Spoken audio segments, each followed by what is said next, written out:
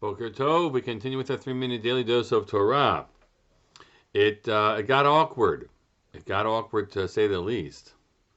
The Torah describes that Yitzchak, because of the famine, has made his way down towards the area of the Philistines. That would be the coastal area. God tells him to stay put, not to go anywhere else.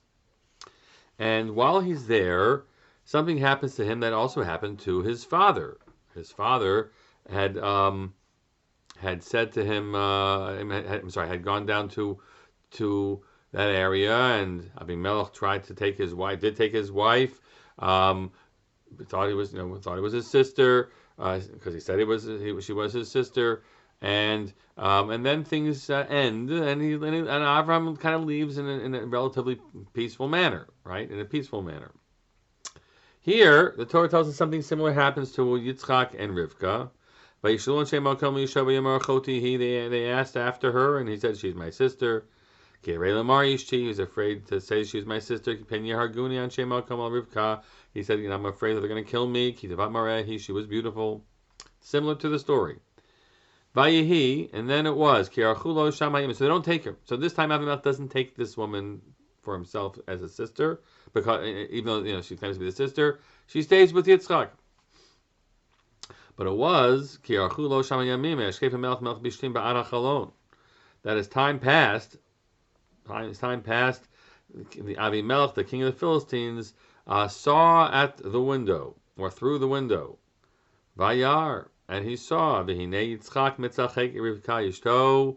He saw that Yitzchak was mitzachek with Rivka. He is having he is with her intimately. Itzachok can certainly be used to describe the loving interaction between a husband and a wife.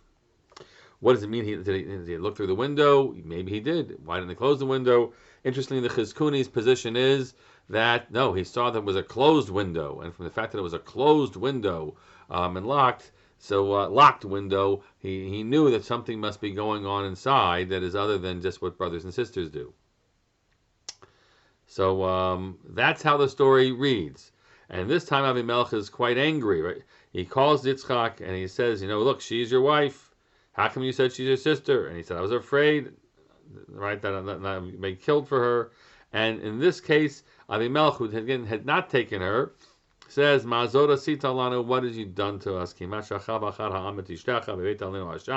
It was this close. Someone might have taken the woman who was actually your wife and slept with her, and it would have brought great guilt upon us from heaven. And so it didn't happen like it happened the last time when they took her and then God can intervene, but it didn't get that far.